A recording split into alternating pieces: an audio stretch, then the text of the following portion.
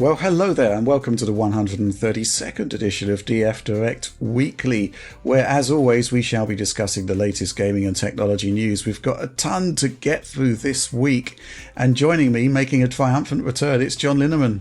Morning, chaps. It's good to be back. Lots to talk about today. Both new game news and travel stuff, and excited to be back.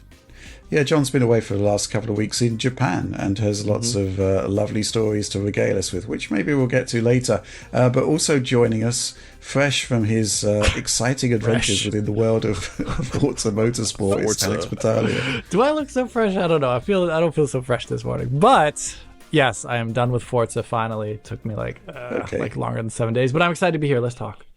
Okay, you were bedraggled from your work on Forza Motorsport. Okay, well, with that, let's move on to the first news topic. Okay, so this one came out of the blue and exceptionally welcome, I'd say. A new patch for Red Dead Redemption on PlayStation 4 appeared, and as it's a backwards compatible application on PlayStation 5, they've unlocked the frame rate on there. So if you've got the PS5 and you've got Red Dead Redemption, you can now play it at 60 frames per second. We've not done it personally. We've been all somewhat busy on our respective projects, but Oliver took a look and allowed me to share his notes. He's basically saying, well, works exactly as you'd expect. It runs at 60 frames per second on PlayStation 5. Still native 4K, still has the toggle between the various anti-aliasing options, which is FXAA and FSR2 at native resolution. 30 FPS and 60 FPS toggle. So if for some reason you wanted to go back to 30 FPS, then you can do so. And he says there's no changes to the visual makeup of the game.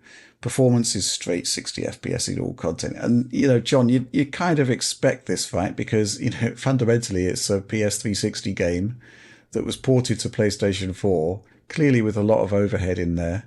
And they could just effectively remove the frame rate cap. Right. Yeah, I mean, previously I thought the theory was always kind of like there must be something with the game's like physics or some kind of thing in there that breaks just enough where they didn't want to do higher frame rates. I mean, I know it was possible through emulation on the PC, but that wasn't like Q8 or anything, right? Yeah. But it does seem like it works, which whatever, good news actually. And it's the kind of thing you might have expected initially, but still it's welcome, even if it's a bit after release.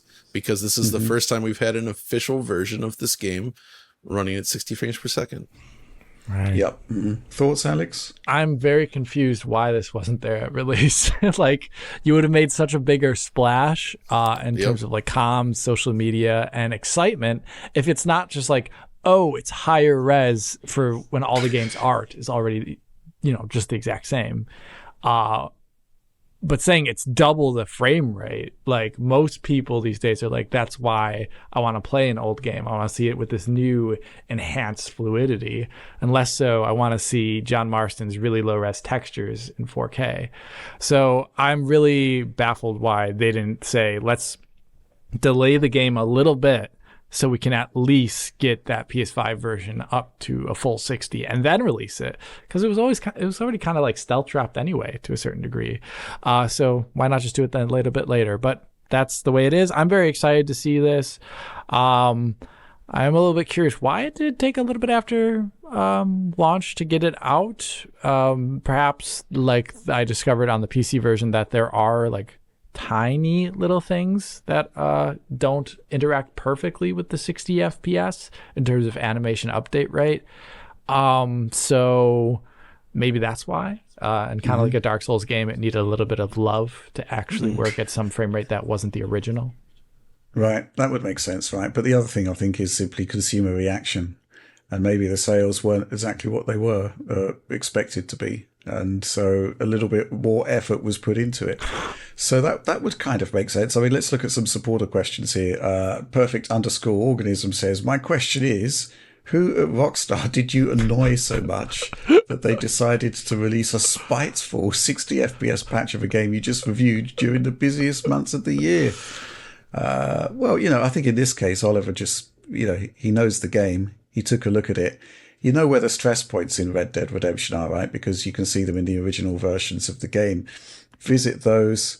It's just flat 60. And, it kind of makes sense because PS4 was just flat 30, I think, for the most part, if not all content. So, when you're looking at what the PlayStation 5 does with backwards compatibility, it takes an exceptional workload not to be doubling the performance there. So, yeah, I mean, this one from 1040 STF.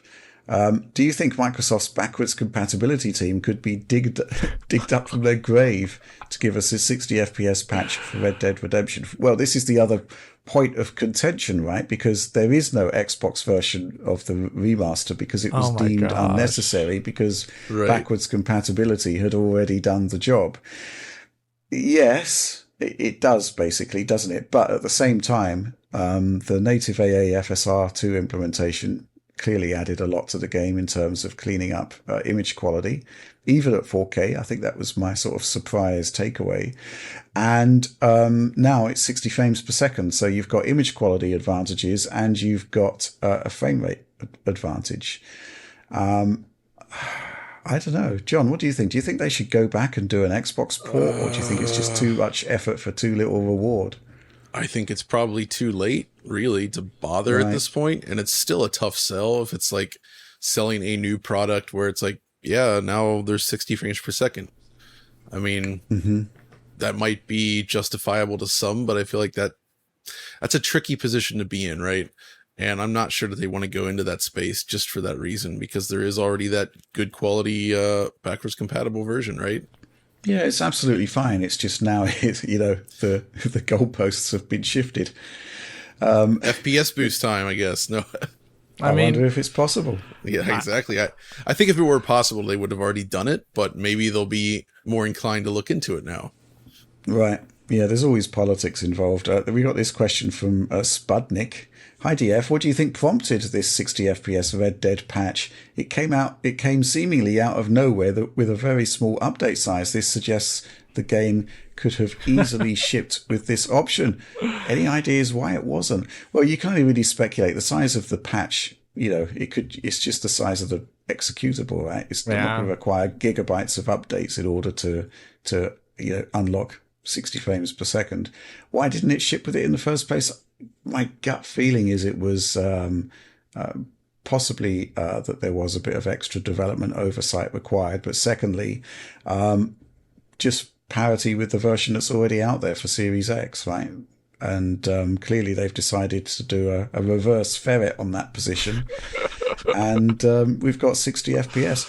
I mean, this is the lead news story in DF Direct Weekly, and usually we spend a lot of time mulling over what the lead story is, and, we've got a lot to say. But in this case, it is a simple frame rate unlock with a game that clearly had a lot of overhead to begin with. Right. And, if there were tweaks and changes that needed to be made, then they were made, and here it is. I guess if you really want to play Red Dead Redemption 2, there is now one option that stands head and shoulders above the other, and it's PlayStation 5, right? Right. At the same time, though, Alex, still no PC versions. Yeah, I know. It's like this is the thing. Alex. Like, if they did launch this on PC with a 30 FPS cap, I would have just had like a 2-word review, and you can guess what those 2 words were. But this is good. This is good, at least for the potential future, because I don't think they're going to go back and do an Xbox Series port, because the weird goalpost moving, and it would mean they contradict themselves in terms of PR, and PR rarely ever wants to do that. Like, even if it means just like having egg on your face for like 10 years over something you said. So I think they could, though, use whatever has been put in here, especially like things like FSR 2, and give that final, PC port that we've all been looking for like 10 plus years at this point, especially since now it runs on x86 natively and runs on AMD GPUs natively again. It's like, heck, it runs on a lot of things. So, yeah. it is bizarre that there is no PC version. It's just money that's being left on the table. A lot of money. So many people would buy Red Dead on PC. So many people would. It's absolutely bizarre. But I'm going back to our initial discussions on when this was leaked and what we would think, what would happen with a remaster. And the options were a complete sort of remake based on the Red Dead 2 engine and what actually we've got now, which is the original game at 4K 60. So I guess, the more realistic version has finally come to pass. The thing is, though, I mean, it's similar to when a graphics card launches at a really high price point and gets hammered in the reviews. This got hammered in the reviews because it was lacking a feature that it should have had, which was a no-brainer, right? Mm-hmm. And, that kind of negativity attached to the product, it's going to take a lot to shift, right? And this almost comes across as a postscript, as a PS, when it should have been front and center in the marketing right from the get-go. But I guess at least it's been addressed now. There's not really too much more we can say about it. Any final words, John? Oh, I think there's one more question there on the sheet if you look closely. So, yeah, do you think John Marston is more of a PS Triple fan or a Wii fan? Wii fan. From which John has just seemingly added. Ultimate Energy Man. I don't know. What do you guys think? Do you think he's more of a PS Triple guy or a Wii guy? John Marston. He's not a PC guy, obviously. He's definitely not a PC guy. But he's also, if you look at that PS Triple version, he doesn't seem to be a big fan of the PS Triple either. Well, but the thing is that the PS Triple kind of hides its flaws, right? Oh yeah, that's a good point. You can't even see it with all that blur. The veil of blur and those low frames. Who knows what if he's doing something sneaky between those missing frames, right? I know. There's only 20 to 25 frames being rendered per second there sometimes. So it's a little extra time for him to do something in there. So yeah, he's probably a PS Triple fan. Yeah. Okay. That sort of veered tremendously off topic very quickly. So let's move on to the next news topic. So this week was Forza Motorsport review week. We had Oliver on the main console review there, and then Alex dropped his massive PC tech review, which was really interesting, right? Yeah. I don't know what to say about this. The game is great, right? Undeniably, the game is great, but there are issues there. Some might say it's sort of low-hanging fruit that should be easily resolved. But what's coming to the fore now is that people are actually revisiting, in actual fact, Oliver did this in his piece, revisiting the original marketing, which is showing ray tracing features, which, and let's be honest here, have been severely curtailed for the final release of the game. Yeah. We're now seeing head-to-head comparisons emerge, and here's some footage of that. John, do you want to talk us through this? Because I'm reminded of those Forza Horizon materials that came out, which showed ray tracing effects that weren't in the game. And it was not great, right? And we called out Playground about it. But this is arguably worse because the debut footage for Forza Motorsport with the ray tracing in there looked absolutely phenomenal, and claims were made, and the final game arrives, and you are getting ray tracing on track, but you're not getting anything that's really like that original experience from a ray tracing perspective. Yeah, I do kind of take issue with so obviously doing ray tracing in a game like this in gameplay, it's a heavy thing, right? This is not a simple task. And what they've done, I think they've done well, and they've targeted the console platform with what it can handle, right? Although there's also the argument that perhaps the PC version should have gone a bit further. But, when you look at this trailer, you're really thinking like they're going all out with ray trace reflections. Like the quality of those reflections is very high. Resolution is high. The full environment seems to be beautifully reflected against the car. Everything's there. But as we know in the final game, it's more, the ray tracing is only drawn within a small sphere around your car and only really on like shiny paint surfaces, right? And anything like a meter or two away from the car, it either falls back to cube maps, SSR, or something else, right? Mm-hmm.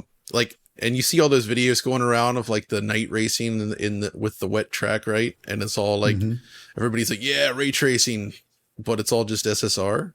and it's literally just all SSR. It's kind of funny, but also like it does make you think like, wait, maybe SSR works pretty well in some games, like racing games. Well, like this, but I want to say like the camera angle. Like I was playing the game and I was like thinking like SSR, because if you play in the hood mode, like sorry, not the hood mode, sorry, like when you're in the actual cockpit first person. Oh, the cockpit, like, yeah. And I was playing the game at night, and every single time the windshield wipers would go, like in the rain, the entire reflection on the street ahead of me would disappear because of the windshield.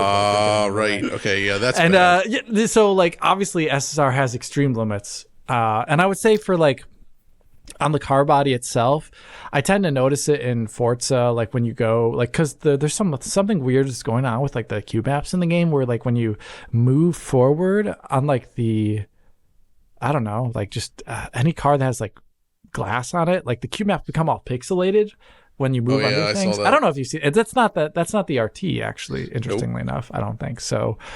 I don't know. I feel like whatever they showed there, they were like side by side with that like reflection on the side of the car, like it is just like, yes, it's perfectly mirror like, but it's also like really high res, and it's lacking things like in this game, in the release version, if you look at like the RT reflections on the side of cars, they're pretty blurry and they have a lot of temporal lag in them.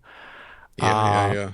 And so for me, I'm just disappointed in the end at the release of this game, beyond the issues all the PC version has. You can watch my entire video there, is that it feels like they set out like this high bar, and it like slowly got clawed back in PR over time, like, and up until like right before the game released, like where things like RTGI were scrubbed out of like the stuff, like the information about the stuff about PC Online, which left a very bad taste in my mouth. The fact that they showed off the game multiple times with like wishy-washy wording about like what is actually ray tracing on track, because they kept showing off footage where there was quite obviously no ray tracing in it and stuff like that. So like, yeah.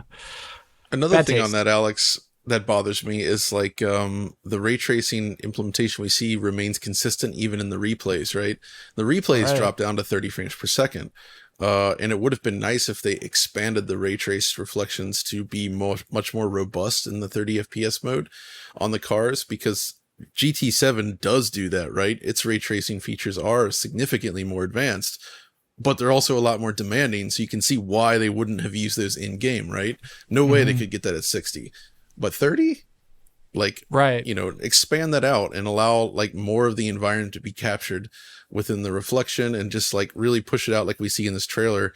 I'm a little surprised that they didn't do that, because you expect cuts on real-time ray tracing on a console game at 60 FPS, and I think they did a really good job there in terms of like, you still get the car-on-car reflections, but the more close-up stuff I would have liked to seen more. Okay. Yeah. Also, environment detail. That's another thing. So there was always this one shot in that reveal trailer that looked so nice, where the camera zooms down like sort of around this turn, and there's like, you get the guardrail there, and there's all these beautifully like placed pieces of foliage and flowers. But the thing that always caught my eye was they got 4 traffic cones sitting there, where they sort of simulate light penetration through the cone, right? So you kind of see like the orange material sort of glow. It's like a subsurface scattering effect, but it's actually just like, semi-transparent, like, I guess rubber, plastic, or whatever the cones are made out of. And that looks phenomenal. But it's just, there's nothing like that in the actual game, right? Yeah. Like I understand it's difficult to do that kind of placement, but given that they're closed circuits, much smaller detail compared to something like Forza Horizon, right? Which I think actually has better environment detail, despite the larger world. That's the kind of stuff I'm bummed out by.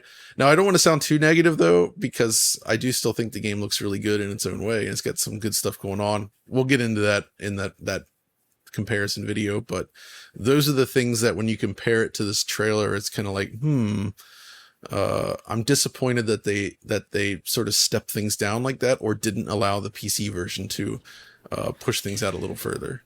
Yeah.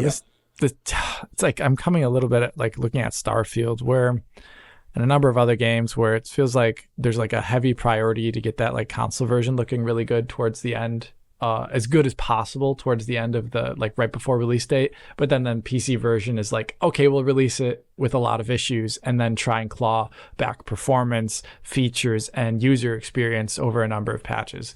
Which, you know, I think that's kind of what happened with Starfield, and it feels like it is a lot like here. Like, some of the stuff, like, just really wouldn't fly on an Xbox. Like, you wouldn't release a setting and an option that just makes the game stutter, right? Like, would you really do that on an Xbox version of a game? I don't think so. No. Yeah, there's stuff like that. It's just like PC, you know, it's just always like they don't care as much. It's so obvious at times in terms of publishing. So, yeah. I think that's a separate issue. But the thing I want to get back to is the concept of how you showcase or debut your big game, right? What you cannot do is to produce assets that the final game does not live up to, right? Mm-hmm. You shouldn't do that. It's happened a lot, but of course. Yeah. But, you know, and the simple solution, right? I'm assuming it's simple.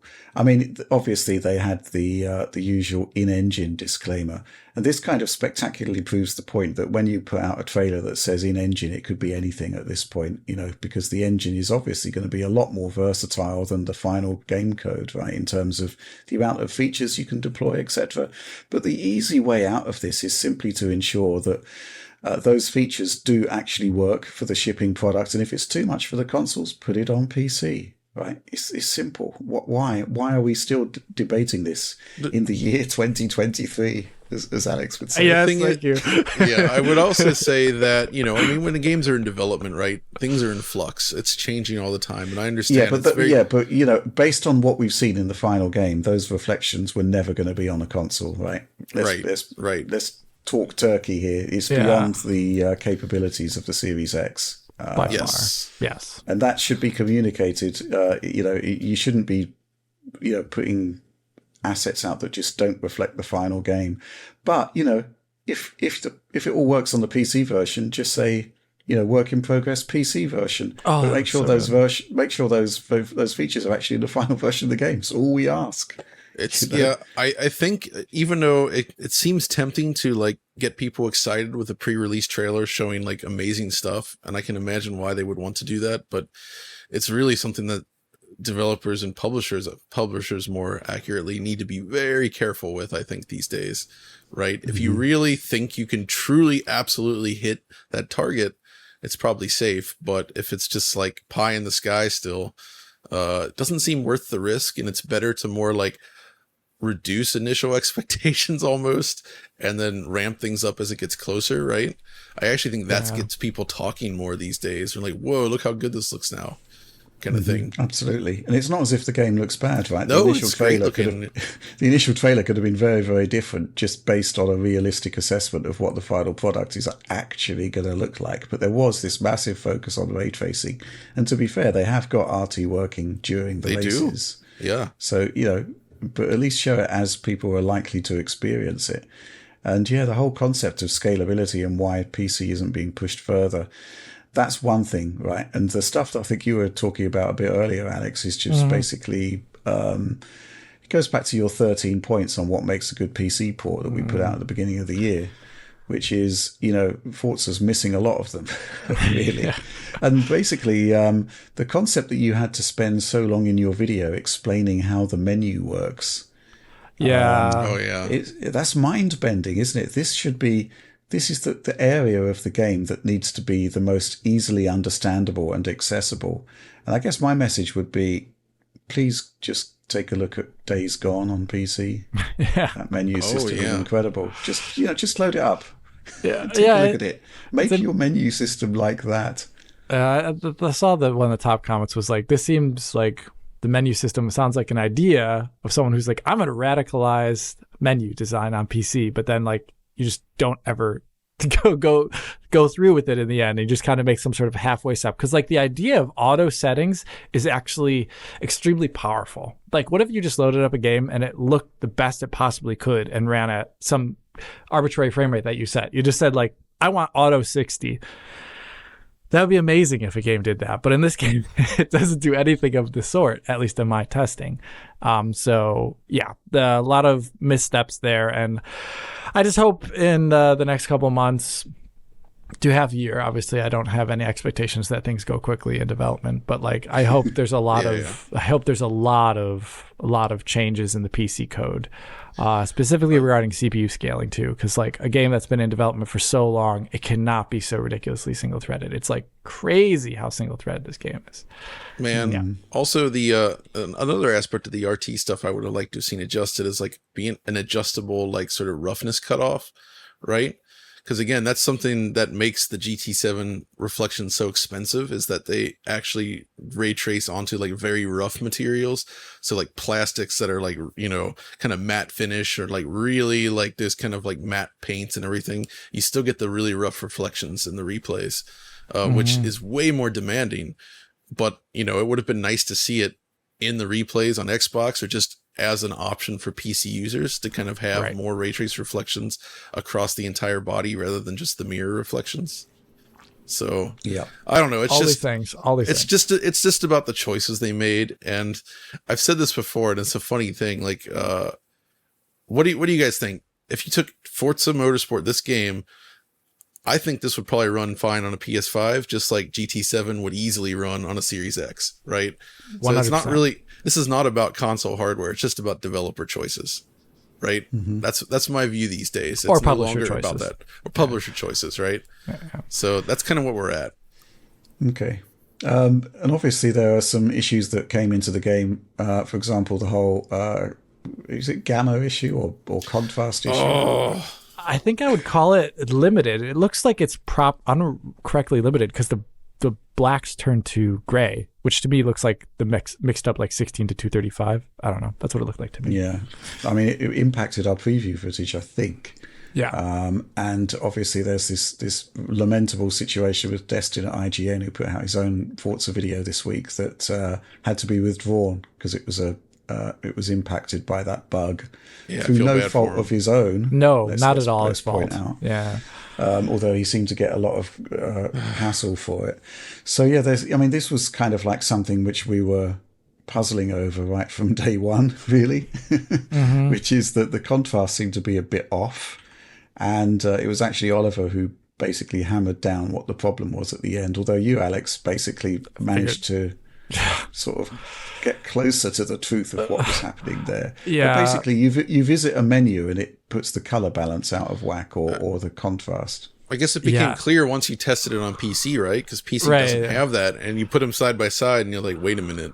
Yeah, I just put them side by side, and then I lined up the clips on the timeline, and I was just like, oh my god, the loading screen is gray instead of black.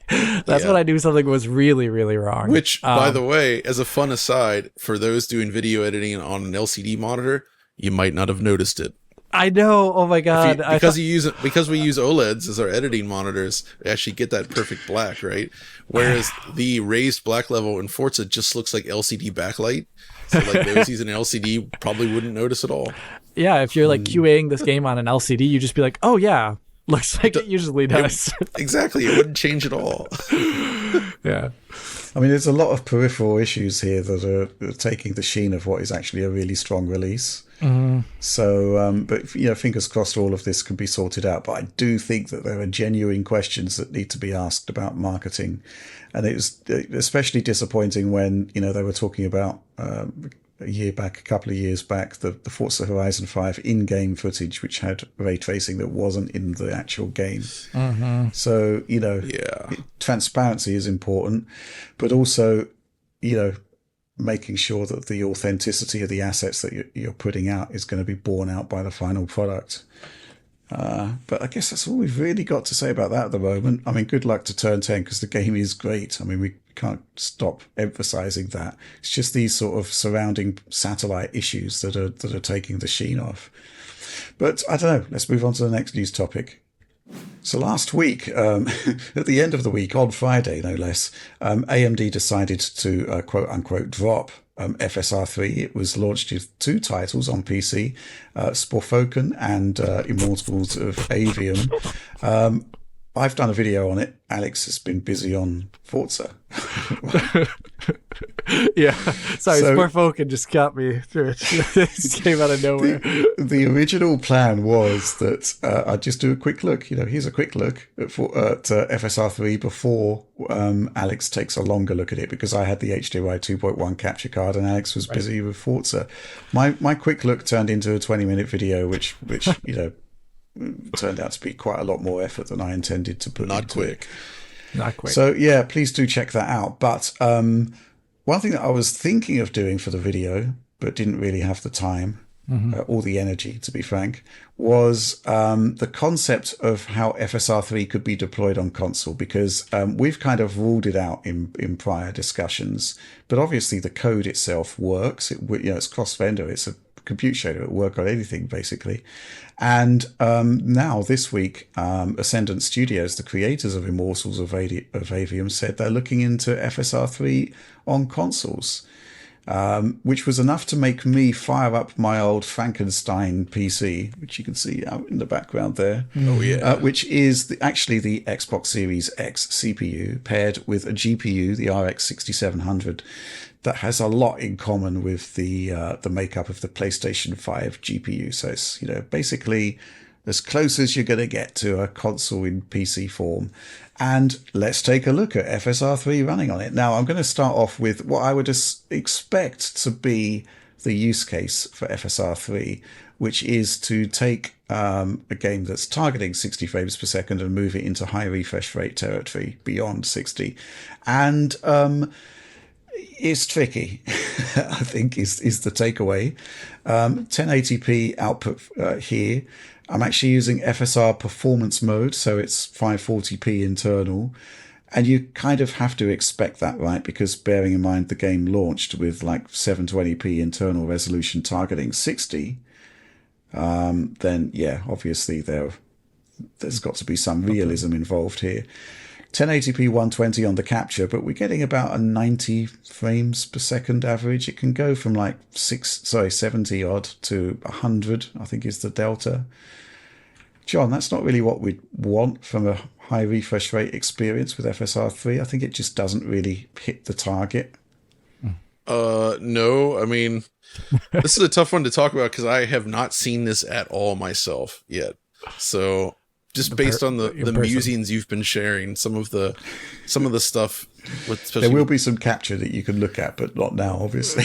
Yeah, it's too late. I can't see it, but I mean, the biggest takeaways from everything you've said is just the lack of proper VRR and VSync and everything, and like the kind of judder you get when you dip outside the range, right?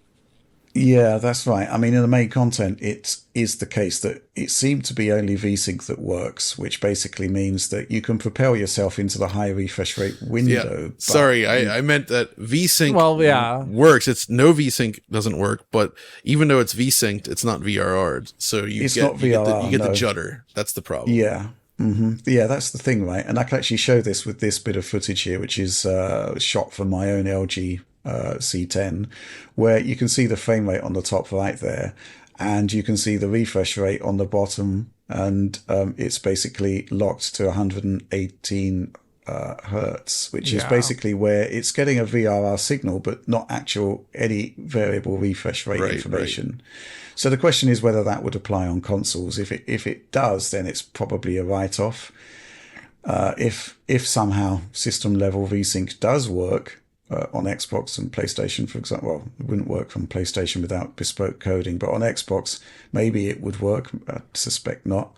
But it's not really, I think the bottom line is it's not really what you want FSR3 to be doing. It's kind of like 120 or bust, yes. I think, personally, or very close to it. Yeah. But you have seen this footage, which is an experiment I did earlier, which is, this is an 1800p output resolution, 60 frames per second with FSR balanced mode. And it is mostly 60 frames per second. And I didn't actually say what this footage was. I just dropped it on our Slack channel and asked everyone what they thought. So, Alex, I'm going to ask you what you think. I think it reminds me a lot of what I saw when I was doing my testing for DLSS 3 back in the day, like when I Because I thought back then, like, DLSS 3 can do 30 to 60 FPS conversions as long as the content is appropriate for it. So no high camera movement, a lack of, like, dramatic third-person animation, and just a lot less parallax. And I think the footage you dropped showed off really well that if you've got motion vector data and you also have like these fluid motion frames that they also use with it. I always forget the word of this thing. What is that other technique called? They call it FMF, but it is fluid motion frames. Yeah, but there's a more generic term for it. I forget it. Sorry, don't worry about it. But when you combine those two techniques, you can actually make compelling animation interpolation. And it looks fine enough. The thing that I would doubt, though, is like whether it holds up for a broader range of content necessarily, and broader range of styles and lighting, and also input latency is a whole other question. But I found that, at least on DLSS back in the day, that 30 to 60 input latency in the games I tried it in, I would definitely not want to play with a mouse. That's for sure. Well, absolutely, yeah. But this is about consoles, so good. Well, it's definitely laggier, that's for sure. But it's not unplayably bad. Mm-hmm. And if you think about it, there's such a broad range of different input lags across a vast range of console games, and I think people just generally tend to get on with it. You know, it's only when you've got high input lag plus frame rate drops that you move into this sort of unacceptable territory. And, you know, if you think about it, on the PS360 era specifically, there were a ton of games on Xbox that would double buffer, and a lot of games on PlayStation 3 that would triple buffer. Therefore, that's a big difference. Dude, I just realized that's why they use triple buffer on there. It's the PS triple. We finally got to the bottom of it. You can't double buffer on the triple.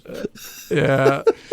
So one thing that I'm curious about is obviously Anti-Lag Plus is limited to RDNA 3 for reasons that I don't think have been explained from AMD's perspective necessarily. Yeah, it seems like a software lock. I don't understand why. Yeah, because obviously Reflex on NVIDIA side at least applies to any RTX capable GPU. But that would be one thing older. And one thing I'd be really curious about then is like FSR 3 on console, like would they be using the equivalent of anti-lag plus things there? Probably, right? Isn't that sort of thing the sort of thing they should be doing anyway? They should be, but yeah, obviously not every developer. Like we've seen so many Unreal Engine 4 titles launched on like PlayStation consoles with like obscene input latency, even though they don't need it, right? So like it's more of a developer question at that point. But I would hope if that FSR 3 is launching on console that it also has a great amount of input latency documentation, you know, like saying like how you can reduce it on the console side even. Mm-hmm. Yeah. Well, it's an interesting discussion that we were having based on this 60 FPS footage is that, I mean, obviously Wartals of Avium shipped with a FSR ultra performance mode. So it was basically upscaling to 4K from 720p. And this is more of a balance between higher native resolution, but getting to 60 FPS with frame generation. So it's kind of like a balance of frame generation artifacts versus FSR2 artifacts. Yeah. And it's actually quite interesting, I think, based on my testing with FSR3, is that the FSR2 artifacts are more intrusive to the presentation than the FSR3 frame generation artifacts.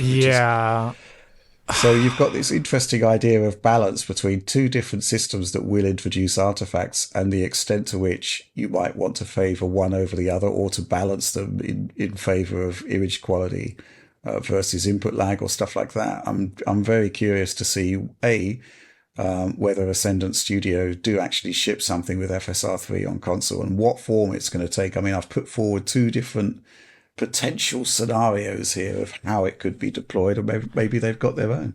Maybe there's some secret source that we're just not aware of, but I don't think so. I was just surprised. Yeah. I mean, one thing that I should point out about this 60 FPS footage, right, is that you do need overhead above 30 to make it work. The game's kind of got to run at 40 FPS, in that sort of ballpark to lock to 60. If the base frame rate goes below that, then, basically you don't get 60 on the output. And that kind of puts into question the whole point of doing it. In terms of performance testing, it was mostly at 60. I did try with FSR performance mode, which would be preferable for obvious reasons, but it just dropped a few, quite a lot more frames. Whereas with balanced, it was mostly 60 with just some drops. Issue being that when it does drop, VSync doesn't really behave the way it normally does with non-frame gen, so that there are other issues there.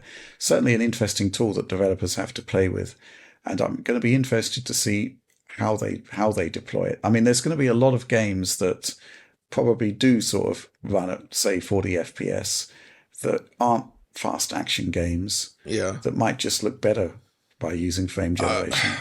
My feeling on this is that it's, and I said this before, but I think it's still best suited to somewhat lesser demanding games to get up to 120. Like, let's say you have like a side-scrolling kind of action game or something like that, and you're already getting 60, enough headroom there, but maybe not enough headroom to get actual 120 frames per second. This might be something worth looking at, right? Right. Possibly, yeah. The slower the game movement, the better frame generation is. That's the bottom line. That's true. Yeah. One thing I do want to quickly insert at this point, since we're talking about 1080p 120, is that I did actually try 1080p 120 with FSR ultra performance mode, which will look horrible, let's make no bones about it. But I just wanted to see the exact level of frame rate that maximum frames that I could extract from Immortals of Avium at 1080p. But it didn't really make any difference, and I suspect that's because we're likely CPU limited. So, it can only sort of upscale up from whatever the input is. And if the input is limited by CPU, that's problematic, right? You're not going to get 120. It's just been really interesting. First of all, I was pleasantly surprised to see how good 60 FPS looked. But at the same time, it did reinforce to me that a lot of what we said a few weeks ago about expectation management with FSR3, it's kind of borne out. It has a cost. It's not just, 2 times frame rate for nothing, But certainly an interesting experiment. I enjoyed it. If I'd had more time, I'd have done Sporfoken as well. But unfortunately, I didn't. Sporfoken. Because that one is seemingly already running quite well at 60 now on consoles. Yeah, so, it is now. Running better. Yeah. Okay. But yeah, certainly an interesting tool for developers. I do think the FSR3 itself on PC needs more work, and the comment I got from AMD about VSync off not working suggests that they are looking to improve the matter there. So let's just quickly address a couple of supporter questions we had on this topic. This one from Zephyr. Hi DF team, exclamation point. The latest patch notes for Immortals of Avium state we'll have more information on FSR3 for consoles in the future. How would frame generation on consoles work here? Is there any chance this will be a good experience? Well, there is some chance. I think we've just proven it. I don't think 120 is doable. I might be wrong there, but that does seem like the most obvious target for a game that's already targeting 60. And the other option is to improve image quality at the expense of frame generation artifacts if you're targeting and latency, 60 frames per second. This one from my favorite supporter name at the moment, with the notable exception of agonizing rectal pain. Dr. I Crappenshits says, will RTX 3000 series owners be able to use DLSS super resolution with FSR3 frame gen? And that's unfortunately no. Yeah. The thing that annoys me a bit about Immortals of Avium is that obviously it is a system limitation with FSR3 frame generation. It requires FSR2 inputs, right? And I can understand that. They explained it to us at Gamescom. But at the same time, they've locked out DLSS from using native resolution and FSR2 inputs. There's no reason why they had to do that. And it just makes life difficult for us because we can't do absolute apples to apples comparisons of actual frame generation. Maybe something can be hacked around in that, but I'll try. Good fun. Good luck with that, Alex. Yeah, good luck, Alex. Let's move on to the next news topic. Well, let's kick off this one. Get straight to the point with this supporter question from Diego Sousa, not the one from id Software. Hey DF, exclamation point. So apparently Ubisoft decided to add Denuvo to the new Assassin's Creed game after the reviews were out. Any comments on that? Personally, I think it was a vile move. Alex, vile move or vile is so intense sounding. It is strategy. I mean that they do these things. They have their Ubi Connect. They have their Denuvo's, whatever. Well, they launch on Steam now as well too. For me, I find this bad. Obviously, I don't like DRM in general of this variety, the type that is anti-tamper in the EXE that does things that you're completely opaque to the user, where you don't know if it's affecting performance, as we saw in the past with Resident Evil Village. Not necessarily Denuvo, but aspects of DRM can have impacts on performance. It's a matter of when the calls are being done and how often, essentially. And it's hard to know what Denuvo does because it's all opaque. But here, I think it's really bad because it potentially will have an effect on performance. And it could, so anyone who tested the journalist version of the game before they, did this update here, they could have GPU and CPU benchmarks out there which do not reflect the game. And, just stealth dropping it on the users is not a really good thing ever. I really wish we didn't have to resort to this because there's so many. I don't think Denuvo is needed for games to be successful on PC at all. There's too many GOG released games that say that just is not the case. And there's too many DRM free games on Steam. Like there's a lot of games on Steam that only require Steam but don't use Denuvo, right? And that's like they don't have this like anti-tamper stuff built into the EXE. It's very different. So I'm just not a fan in general, and I don't think it is at all a good move to just add these things on launch day and not have the reviewers know anything about it. I don't know. What do you think, John? Well, frankly, I think it was a bad marketing move on their part. I gather that there was a lot riding on this game within Ubisoft, and they need this to perform well. I mean, they haven't had many releases recently, right? All this does is generate bad press. So if they really insisted on having Denuvo in there, it should have been clear from the beginning. Yeah. Sneaking it in is the problem. But frankly, I think they would have been better off if they very clearly kind of stated pre-release, we're not doing it, right? Like, we're not going to put Denuvo in there. I actually think that would have generated positive press for them. And I'm not sure that there's a case to be made here that piracy would destroy sales necessarily either, given what we've seen again with all the GOG releases, right? Yeah. So, I don't know. I think it was a mistake. And adding something like this after launch or like right on launch day, it always leaves a bad taste in people's mouths, and PC gamers aren't going to forget it, right? It upsets people for no reason. Yeah, big mistake or vile move.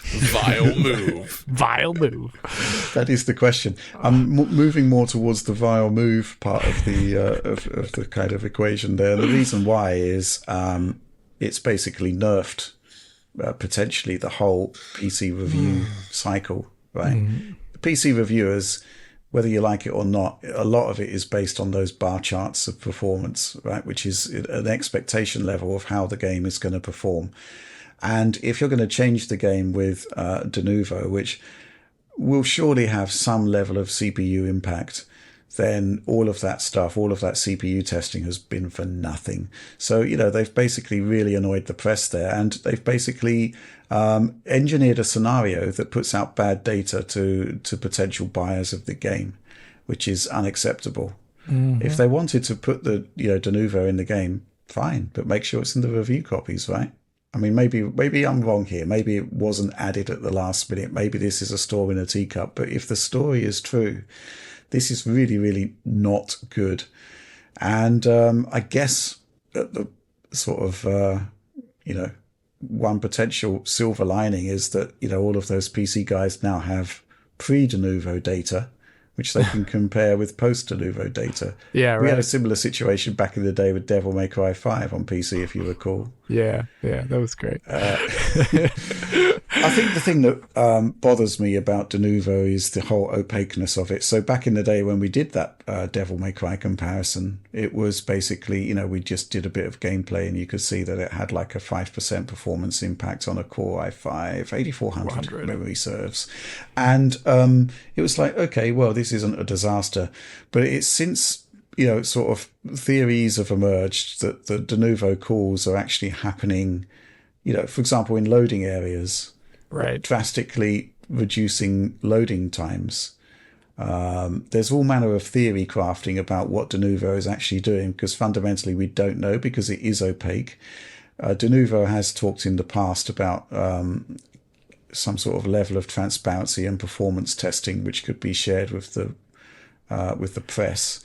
I got in contact with them and said, this is what I expect from that, which is essentially that the developers themselves, not Denuvo, give the non-Denuvo versions of the game for testing, or that the developers provide MD5 checksums, so we, from executables that they believe to be completely DRM free, that we can check, assuming that Denuvo is going to be supplying the code. There's a lot going on there. I've never got any kind of... I've had an invitation to talk about it, but I've never had any kind of acknowledgement of what the testing criteria is going to be. And we're still waiting for those testing opportunities to come, right? Yeah. Maybe Denuvo is being demonized, right? Because when you looked at that Devil May Cry situation, it looked pretty... innocuous. Innocuous, I think that is the right word. Thank you, Alex. But the question is, what's happening with Denuvo since then? And can we test more games? It's really tricky. It needs a deep dive analysis at this point, and it needs, to be frank, some more transparency from Denuvo about what it's actually doing and what the potential impacts could be. We just don't have access to that, so that's really a shame. I don't think there's too much more to say about this, except that Ubisoft have dropped a major clanger here. This is really bad. It's not a good thing to do, to insert it at launch after the reviews, for the reasons stated. And also, it actually means, from a marketing perspective, it's a massive own goal, because at launch, what you don't want is negative publicity. Right. My goodness. So quite why they've done this, I don't know. Let's move on to the next news topic. Okay, so last week we talked about the announcement that Horizon Forbidden West is going to be put into a complete edition. So we're going to be getting the base game and the expansion pack, Burning Shores. And this week we discovered that it's going to be the first 2-disc game for PlayStation 5, 2 100GB Blu-rays. And this is exactly what you want, isn't it, John? Yeah, absolutely. I mean, for this kind of re-release thing, they seem to be including all the stuff. So that would mean you get a patched up current version of the game, you get all the content on there, and they determined that doesn't fit on a single disc, so they put it on 2 discs. So yes, kudos to them for this. That's a great move, and I hope that we see more games follow in these footsteps, because it kind of gives it this second life, right? You see this on the shelf, it's good publicity, and it's like, okay, yeah, I can go buy the complete version for X amount. And yeah, so good stuff. Anything to add to that, Alex? I like the idea of games being made available after the fact in some sort of like full complete edition form, so you don't have to worry. Like, I always think about the before they did the remastering of Mass Effect, like getting a hand on all the really expensive DLC in the Mass Effect games was just like a chore. And it was expensive, especially on PC, where it was just like locked away.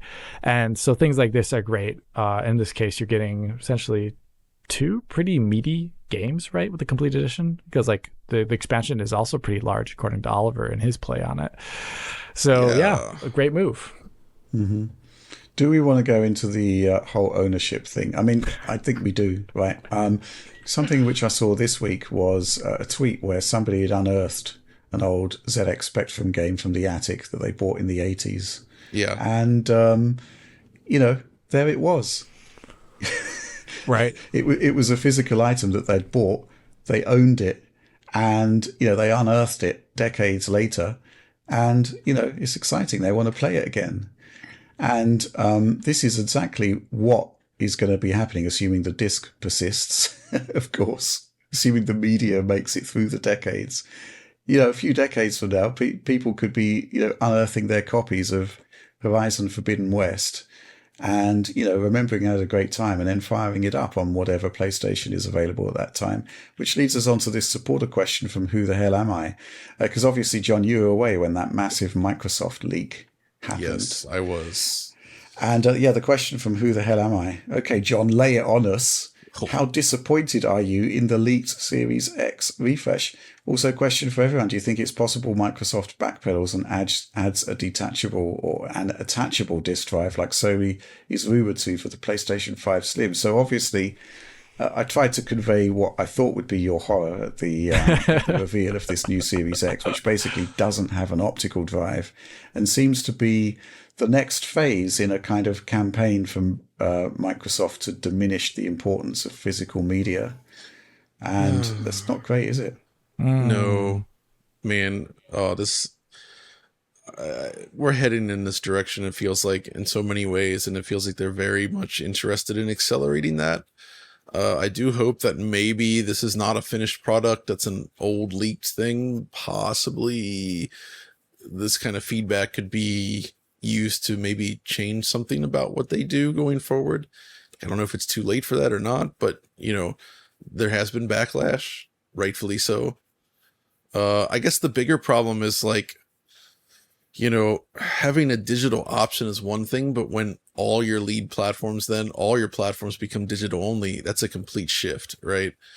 Because the wording on this at least suggests that the current Series X would basically go away. Yes, and that's exactly what it says. It's in there in black and white. Once that happens, it's just like that kills the retail presence of Xbox to some degree. It just changes the way that the platform is viewed. It becomes almost like, I don't know, an all digital console. It's more like, it may as well be like one of those Chrome sticks that you put in your TV, or like an Apple TV or something, where it's just a box that delivers you content through the internet, which I guess whatever, people seem happy with it. I don't want to say too much to step on people's hopes and dreams here, but me personally, I find it just disappointing to see that we're heading in this direction. And I don't want to take digital games from people at all. I think it's fine. Game Pass is good stuff too. I just want the options for this, and I don't want it to disappear completely. And there's a difference between this and PC. PC is an open platform. PC has been mostly digital for a long time now. It's absolutely right. But because it's an open platform, because it's a long-term sort of like infinitely backwards compatible kind of platform, right? Nothing's truly lost. The stuff can be saved. It can be, you can do a lot with it. You have agency over your data on there in a way that you don't get with the consoles. And in the console space, then it kind of becomes a thing where, like, if they manage to keep all this stuff online, that's great, but it's still an if, and in long term, who knows?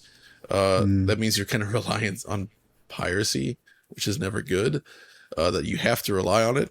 So I don't know. It just raises all those things. And with Sony as well, talking about this add-on thing, and they haven't actually spoken about it yet, right? Like, it's not official. It's not official yet. Which again, if that ends up being the approach they take, I also think that's kind of spells the end of physical media for that platform, leaving only Nintendo, which I don't also a bit rocky there. I don't see Nintendo dropping that though, at least for a long time, because frankly, like with the wide variety of audience that they target, having physical media I think is really important to their platform. And Nintendo is still the only one that has a thing where you can take a game cartridge right out of the case, put it in your Switch, and it just instantly you can play it, right? You buy it at the store and you're ready to play it like right away. I love that still exists, and I hope whatever they come up with next has that as well. Mm-hmm. Well, from my perspective, I do think that Series X replacement is going to be what we're going to be getting. And it is probably because the whole sort of shift happening at Microsoft is towards Game Pass. It is towards digital. And also, I think, on a more general level, it seems to be more difficult to actually find physical games these days, certainly in the UK. There used to be a strong presence of physical games within, like, supermarkets, for example. There'd be, like, massive amounts of people running into their local Tesco or whatever to get the new FIFA or Call of Duty or whatever. Fact is, it was there.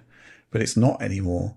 And meanwhile, it's obviously a concerted effort to move more towards digital. And, I'm kind of okay with it. But that tweet about the guy with his Spectrum game, he bought it, he owns it. Yeah. And decades later, nothing is going to get in his way, assuming the media has sort of not degraded. It's a possibility. Typically, the magnetic tapes seem to be holding up, though, which is quite surprising. Those can be sometimes finicky. It's the cartridges tend to be fine, I would say. Yeah. It's that Cold War tech, it was just built to last. It is interesting you mentioned the store thing, though, because, again, my impression coming back from Japan here was like, oh, my God, like physical media is extremely still there. It's everywhere. Yeah. You can go to so many stores and buy new release games. Like, you wouldn't even believe how often. I mean, even like at the airport, I feel like if you go to the Frankfurt airport and you're like, a game comes out on release day, you're not going to find a place there where you can like get that game right away, right? Mm-hmm. Whereas at Tokyo, I was able to just go to a shop and it's like, you guys got Is 10? They did. They even had special editions. He basically like pulled up, it's like, which version? I was like, ooh. So it's just that's like nice. This stuff is like everywhere, and it's I like that a lot. But it was interesting to see the Xbox sections there because, one, they do exist, but two, it's mostly older Xbox One games and then surrounded by Game Pass ads. And then that's it. Whereas like the Switch section would be like 10 shelves deep in most of these same stores. And there's just tons and tons of titles. Again, Xbox isn't really big there, so I wouldn't compare them. But it is interesting to see the difference in approach. Oh yeah, I mean, at least the commitment to physical media still seems to be there from Sony, because they didn't need to put out a 2-disc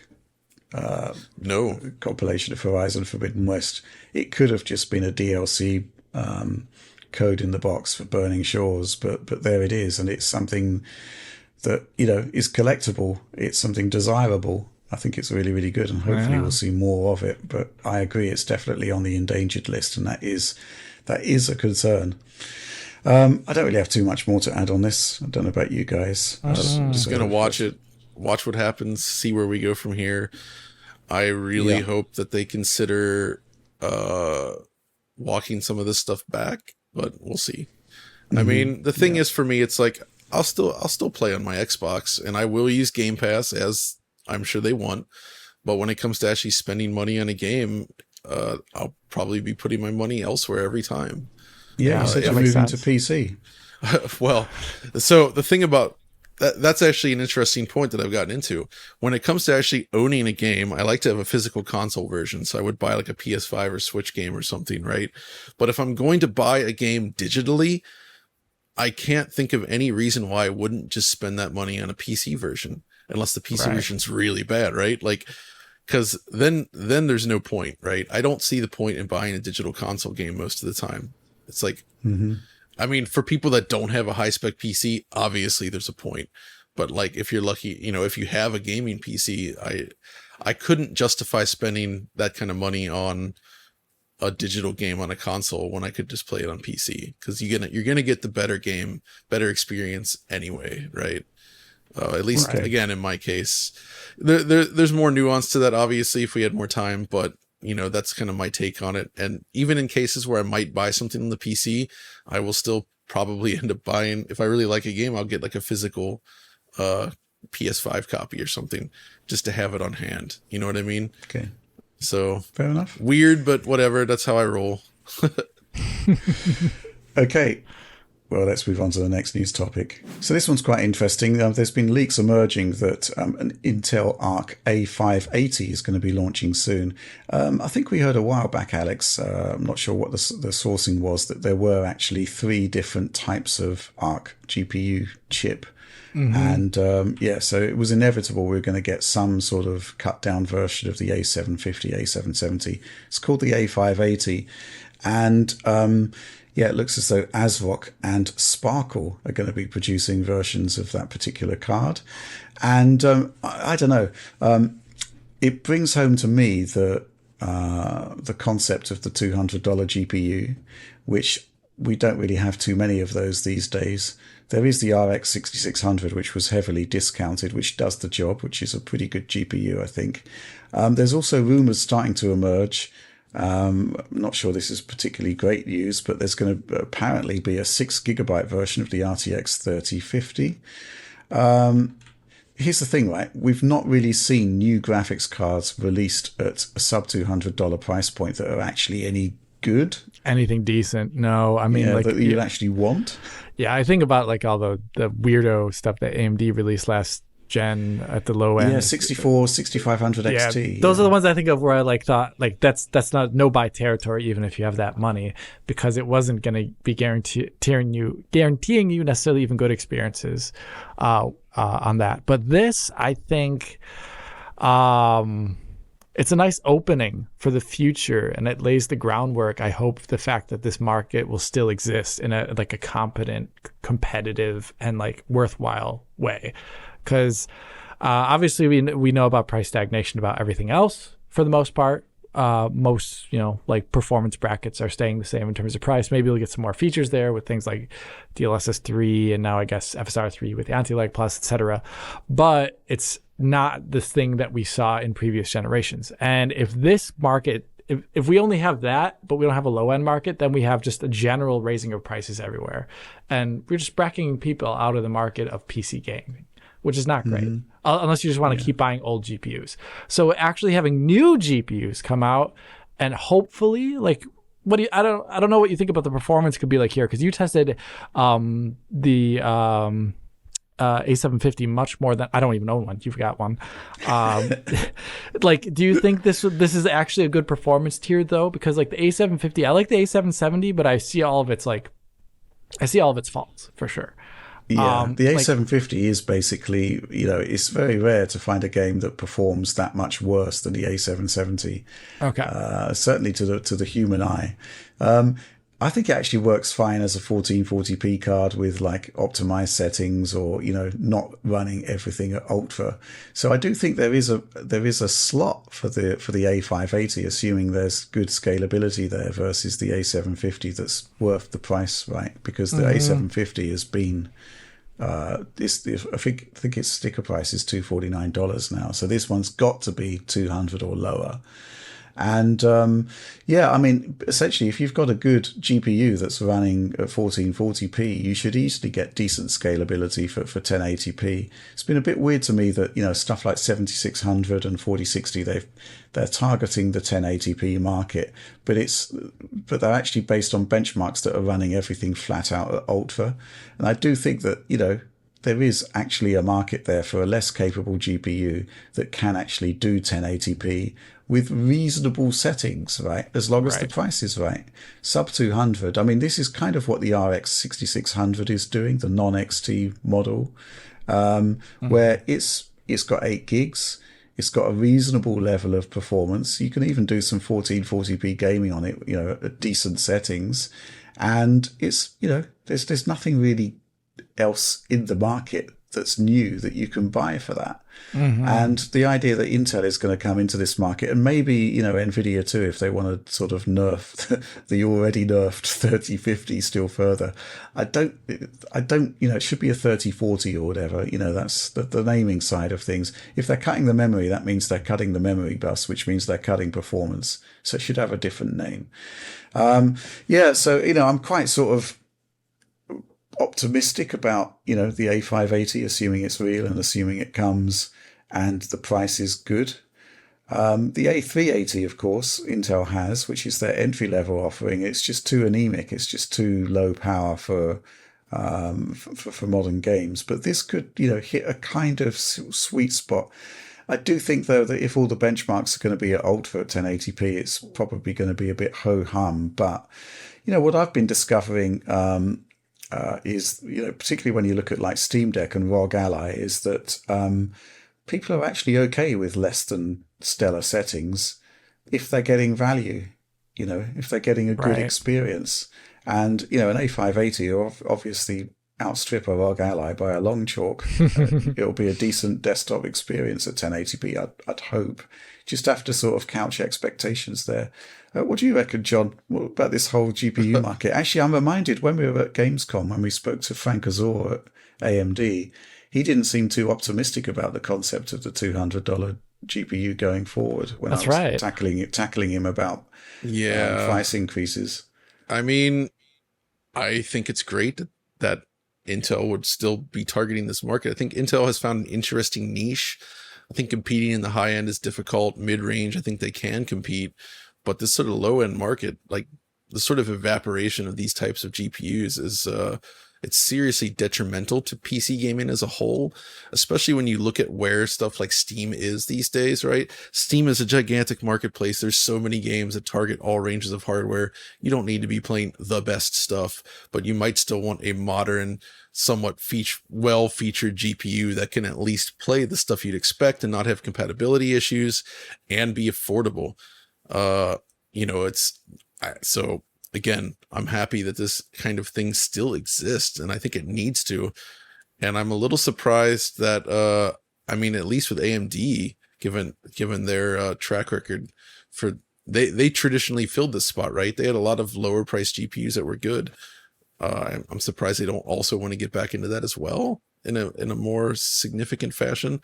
Heck, Nvidia, sure, like why not? Like this seems like a pretty great place to have at least a reasonable GPU.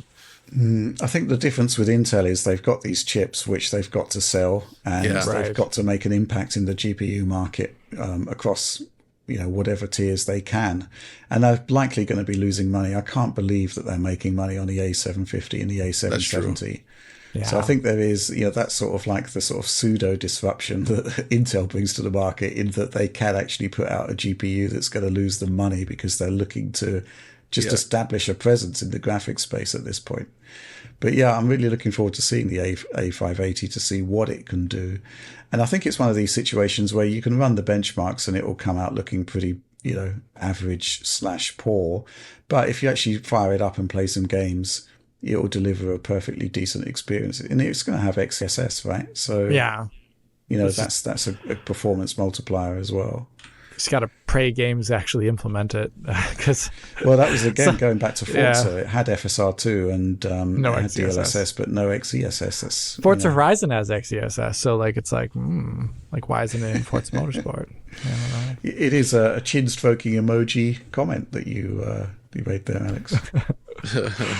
That's going to be a good thumbnail. Yeah. Let's move on to the next news topic. John, do you want to take point on this? Because Nightdive is suggesting something very, very interesting. You're the Nightdive guy on the team, and it's a really interesting idea. Yeah, so Stephen Kick on Twitter sort of kicked around this idea. See what I did there? That what if they explored releasing patches for games that they were unable to, I guess, legally develop for? By legally, I mean, it's not illegal to develop patches for it. It's more like they could not distribute these games as a new product, right? Some of these old games get caught up in like legal limbo. Who the heck owns the IP? Maybe it's split between a bunch of companies and they just can't figure it out.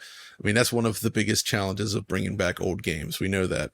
But they propose this idea of running a Patreon service, a Patreon, where essentially people are donating to this Patreon to fund development of what are essentially like fan patches, if you will, to bring some of these games up to modern standards. Kind of, the idea would be they would produce these patches, but those patches would not include the original games. That's up to the user to source, right? Which puts them in the clear as far as like legal things are concerned, right? They can drop this sort of patch. That's no problem as long as it doesn't include any of the original assets, code, whatever. I think it's an interesting idea, and it's not too far removed from what we've seen with like Yotego's Patreon, although that is perhaps less legal, I would say, because but what they're doing there is literally going in and rewriting or preserving arcade boards by implementing them into FPGA, right? And they run a Patreon for that as well, and that's basically allowed them to save and create like digital copies of arcade board chips that you can use elsewhere, right? So this is kind of a similar thing, but without any of the gray area, because it would just be releasing a completely legal leave okay patch. Now, how this would work in practice, whether people would tolerate it, because you're essentially spending money to invest in this potential future thing, right? And that can get a little bit awkward sometimes, but I still think it's something worth pursuing, and I would like to see them tackle it, because maybe that would really help. I don't know if they have plans for something like, say, No One Lives Forever, right? I'm sure they've wanted to do it. I don't know anything about that, but imagine if that was a game where they're like, yeah, we really want to get this game out there again, make it playable, but we can't do it officially. Let's develop this patch for it. And then suddenly you have like a source port, or not even a source port, like some sort of method that they create that allows you to play these games on modern hardware in a way that's more acceptable. Who could say no to that, right? Right. For me, I would really love to see if they do this. They already have work done on id Tech 1 and 2 now, and I would love to see them broaden that out to all the games that used id Tech 1 and 2. So Hexen 2. Hexen 2, that's what I was talking about, sorry. Hexen 2, a game that hasn't been touched in a long time, and if you load it up right now, it loads just as much as GL Quake would, like fine, but having that in the same state that we see like Quake 2 remastered in would be really great, I think. Unreal was another title that was. Oh my god, yeah. Because there's no way Epic actually touches that game ever again. Yeah, Tim's comments recently and just the way his mannerisms lately, I feel like he's not interested in ever resurfacing Unreal 1. But do you want to play Unreal Tournament 2K or Unreal Tournament 3, John, on Steam? You can buy that if you want. I mean, that's me being facetious. It's not the same as Unreal. It's not the same. Yeah, I would love to see Unreal or Unreal 2K4 also. Like they could spice up even like those games, or even. Unreal to be Tournament. fair, it's not even just Unreal. There are ways to play these games, obviously, still, and there's some decent like sort of patches made for them. But I would like to see something a little more robust. Okay. Right. Interesting idea, though. I don't know the legal ramifications of it, but it would be fascinating to see. First of all, what the sort of amount of money required is to make this happen, because Nightdive aren't, I don't think they're going to be cheap, are they? Their development resources are going to, require a certain amount of money to make all of this stuff happen to the kind of quality you'd expect from a Nightdive title, right? But it's certainly an interesting idea, and I do wonder whether they'll push ahead with it, possibly on a title that's less contentious. Yeah, I suspect that's probably right. But That'd be fascinating. The thing I've gathered from talking with these guys and like interviews and stuff before is like they really do genuinely seem to care a lot about this stuff, preserving this stuff. Yes. I mean, Steven of course does, but then you have like Samuel, right? Kaiser as SV Kaiser. I mean, this was what he was doing before he even started at Nightdive with like Doom 64 EX, and like he cares about this stuff and he wants to bring it back, and I think that's great. And this is probably the only way that certain titles can ever be worked on again in some capacity like this. Right. So, sounds awesome. I hope this becomes a thing. Okay, so that's the end of our news stories this week. Let's move on to supporter Q&A. This is the part of the show. Well, every week I put a post on Patreon asking our users to basically ask us questions about the topics of the week, or just about anything, really. We choose the best, or rather the ones that we're best equipped to answer. And we're going to kick off with this one from 1040 STF. Hi, folks. John, how was your Japan trip and your Sunsoft visit? Did you make some interesting retro pickups?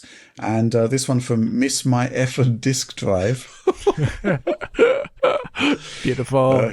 He says, John, hope you had a great time in Japan. Do you have a more comprehensive perspective of the differences in Japan and the West in regards to gaming in 2023? Have at it. Yeah, the trip was fantastic. I met up with so many great people again. It was just wonderful. I really appreciate everyone that I got to spend time with over there. Obviously things started off with the old Tokyo Game Show, which I hadn't been to since 2005. And it was exceptionally hot and humid, but we were there on the first day, which was the business day, and it was even crowded then. But what I love about TGS is just the accessibility of the access you get to developers, especially in the indie area, right? Like they're just like Blackfinger Jet, right?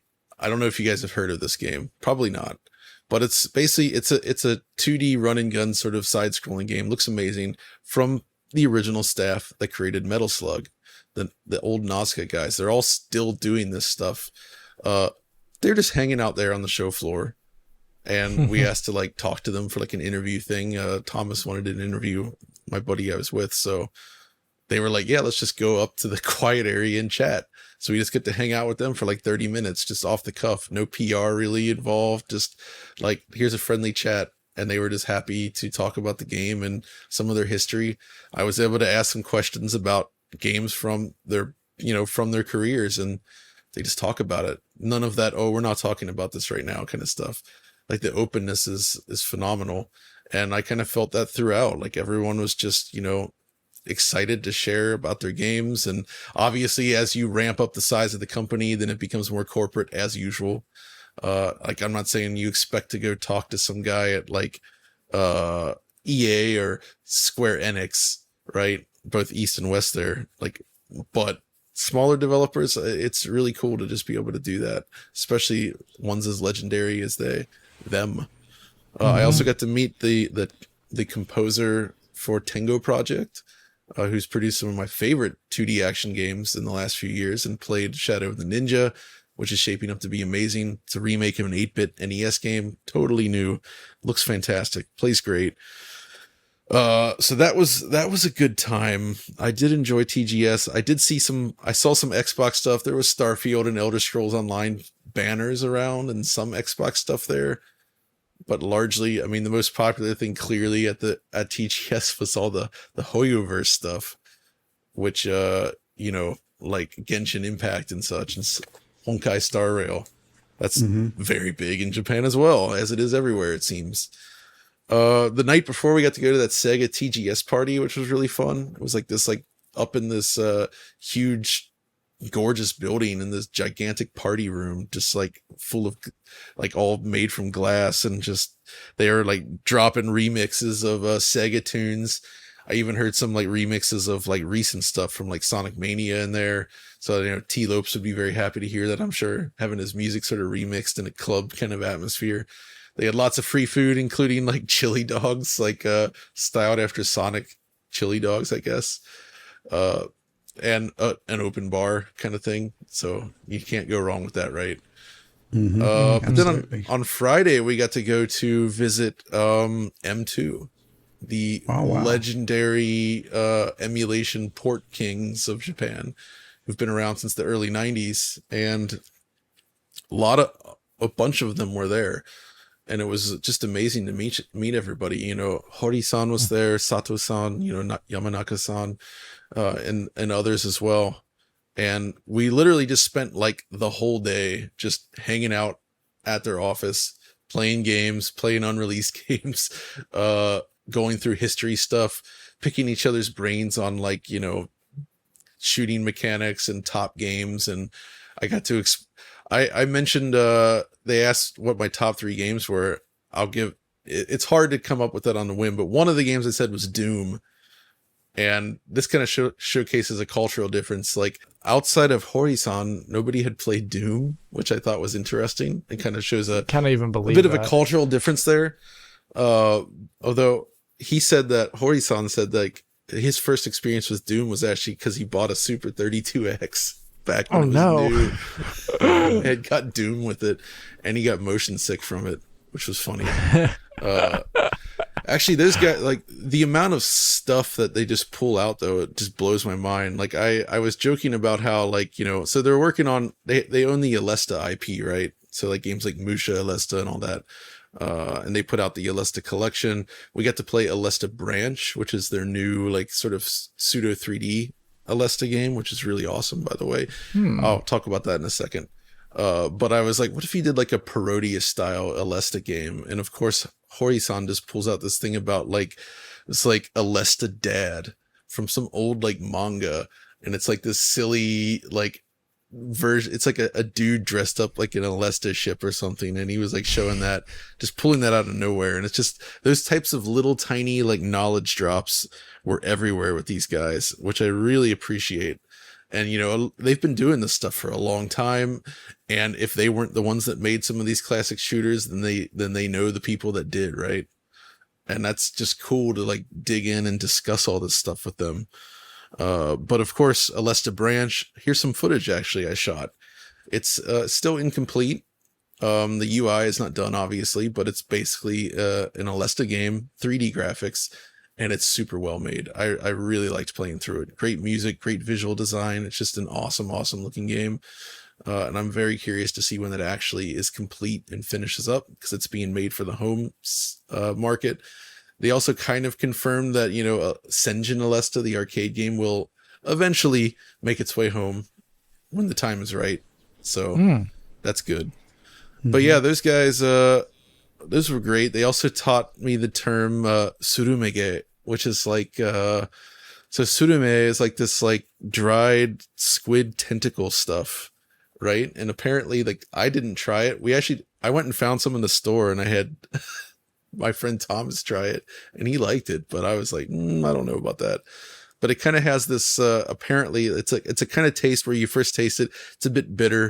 It doesn't really like hit well with you, but then the more you chew on it and the more you take it, the taste sort of starts to settle, and you're like, okay, this is actually good. And this is kind of how apparently this term is used to describe those types of games that are initially difficult to pick up and get into, but there's just something there that kind of keeps you going. And the more you chew it around, the more you play the game, you become like you start to get into the systems and better understand it. And it was just an interesting viewpoint and kind of terminology I hadn't heard before.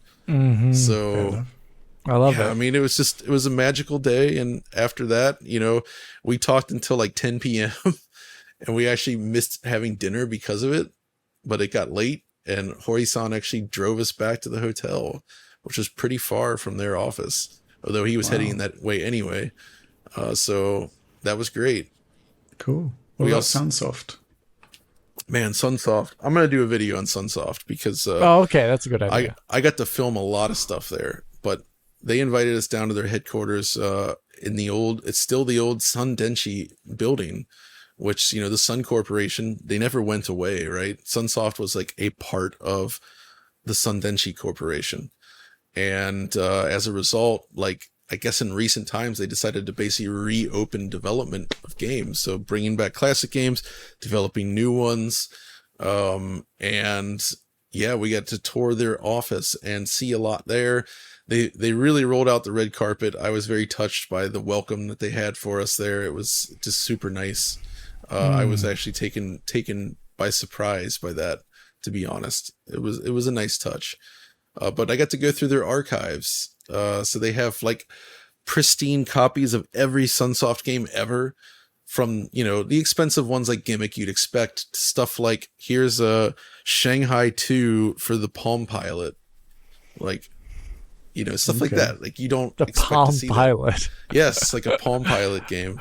Is it the color Palm or like the the original non-color Palm? It was the 90s Palm Pilot game. So we got to go through their arcade boards there. That's awesome. We played, and I'll show this in the video, we got to play and film an unreleased arcade board that they were in the middle of dumping, I think. Oh, wow. We got to hook it up via a JAMA system and actually kind of check it out. Or a super gun. And it had some technical issues with the super gun. I think there was like a sync problem that we couldn't get solved, so it's a little bit weird looking in the video, but it was still neat to be able to see that, because that's the only board in existence. So very, very cool there. And yeah, just learning more about Sunsoft, going through like they still had packs of flyers, like dozens and dozens of these flyers that they would hand out for their games back in the 80s and 90s, right? Like the kind of, you'd expect that. These were pristine. Like, they were still in these envelopes. They looked brand new, but they were actually really original vintage flyers from the 80s and 90s. And they let us take them, like one of each, right? So I got a whole stack of these things here that I'm going to film more B-roll of with my camera gear here. That was really cool. Yeah, I guess that's the internet, right? I mean, when we used to go to trade shows in the 90s, there'd be a mad rush to go around all of the different booths to get the flyer simply because we needed it for artwork in the magazines. Oh my gosh, that makes that's sense. Awesome. I didn't think about that. So yeah, yeah, but obviously these days you just go to images.google.com and find an image. Exactly. So it's cool. There's tangible goods. I like that stuff. Physical media, no less. Exactly. Yeah. I also did a thing, and we'll have a video of this eventually as well. Went to meet up with Yuzo Koshiro, the famed composer of, Bare Knuckle / Streets of Rage, Shinobi, many other great games. They're doing that new Mega Drive shooter, Earthian. We got to see like a very, very early version of that running. It was great to finally meet him and his partner, check, see the game, talk some details about, classic consoles and technology.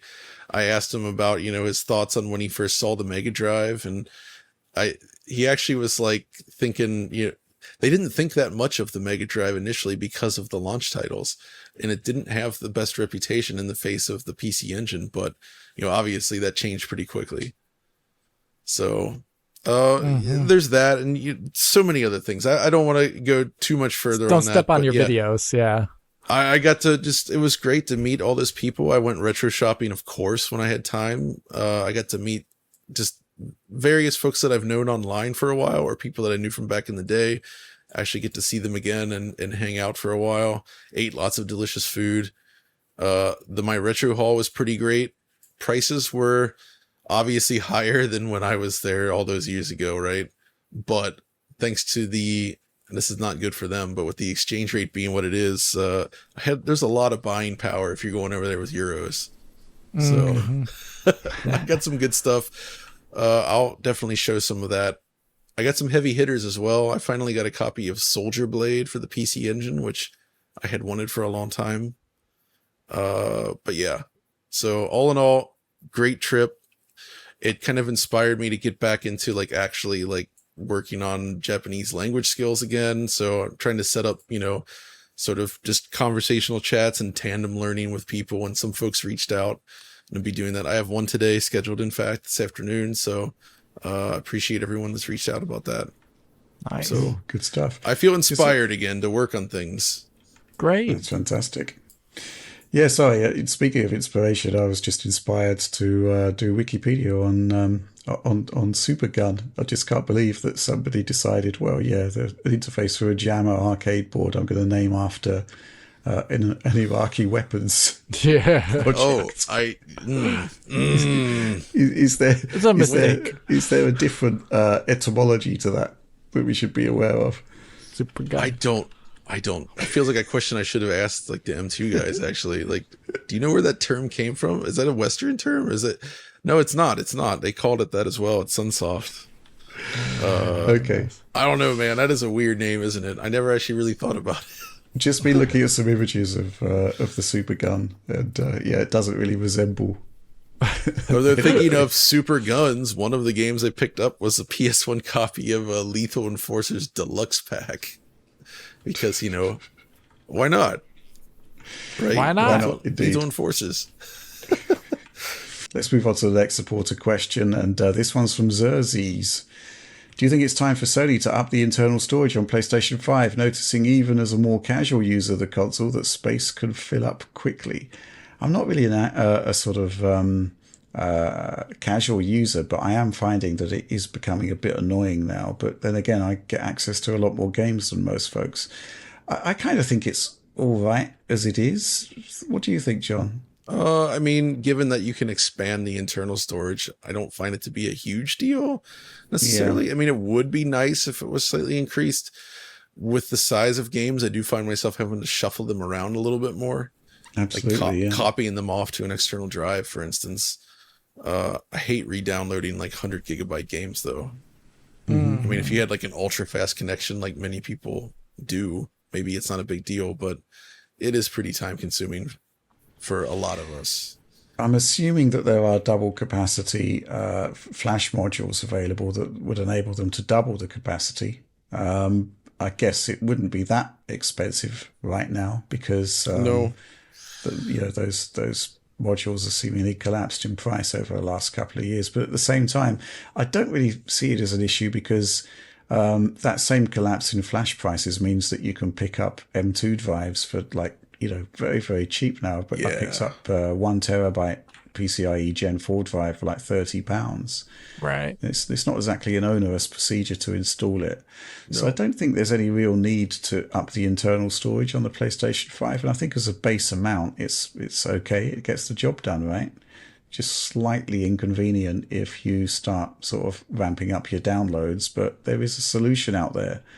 And I actually think I think we discussed this on a Direct a few weeks ago, but Sony's decision to go for off-the-shelf drives has actually turned out to be the best decision, I think, in the long run. Yeah. Versus the proprietary actually, drives. It's interesting you mentioned that because this was the exact mistake that they made with the Vita, if you remember, when they went for proprietary cards that were way overpriced. And I think that actually probably helped contribute to its death. So smart move to back away from that. Mm-hmm. Let's move on to the next question. This one from Spodlude. Hi DF, if the Switch 2 utilizes DLSS at low handheld resolutions, will this be at the cost of image quality? I'm concerned, as I prefer my handheld images to look crispy. I have a keen dislike of the muddy AA look of AA. I have a keen dislike of the muddy look of AA and upscaling techniques. Thanks. Alex, what do you think about this? I don't really see it as being that much of an issue because the handheld screens are so small that it hides a multitude of evils. Yeah, I mean, I presume this person's talking about, DLSS, I'm just surprised, dislike of muddy. Have you ever seen DLSS at all, is the question for this person? Because I don't think DLSS looks muddy in general. Nope.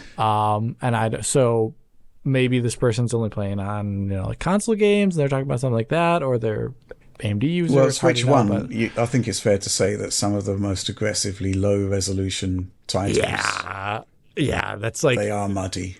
Yeah, so in that case, if you compare it to Switch 1 titles, anything that's sub-native there is going to look really, really rough. But I think you should expect better image quality than every single Switch game that ever released. That's what I would say. So if you're fine with every other Switch game that ever released to a certain degree, then you'll get better quality. I have tested DLSS at 720p on quality mode. And indeed on balanced, and it looks all right. It on a monitor. I'm not saying it looks great, but it looks a lot better than a docked Switch game in many scenarios. And I think on a handheld screen, it's just not a problem at all. I think if you look at Steam Deck now and you see what FSR2 is doing, FSR2 is far from an ideal upscaling solution, but it kind of works for the most part. DLSS is much more robust at lower resolutions, and if it's 720p with a reasonable upscaling factor, I think it will be all right, actually. Yeah, I think so too. And the one thing is you'll have to get used to the fact that games won't, I'm presuming Nintendo first-party games would start using DLSS at that point too, in which case you wouldn't have the complete aversion to anti-aliasing anymore in Nintendo titles. So you wouldn't have just extremely blocky Mario and crispy. You called it crispy, but I'll just call it not good looking. Anything to add to that, John? Nope, not really. No. I'm just getting hungry, so I'm like, oh yeah, I'm thinking about food. We've been recording a while. Yeah, Linus does these 4-hour WAN shows. How does he manage it? Is there does he just drop a burger in the middle of this? What does he do? He just takes a good WAN beforehand, and it's all good. Yeah, it takes some of this away. Let's move on to the next question. This one from Leftist Hominid. I recently bought an LG C2. I really love it, but sometimes when I game on it, I fear HUD burn-in, especially if it's an extended session. For example, when I was playing Jedi Survivor on Xbox, as the PC version is broken, I kept the HUD off the whole time. For Starfield, I am reducing HUD opacity. I also have concerns about keeping RTSS running in the corner. What are some suggestions on preventing OLED burn-in while gaming?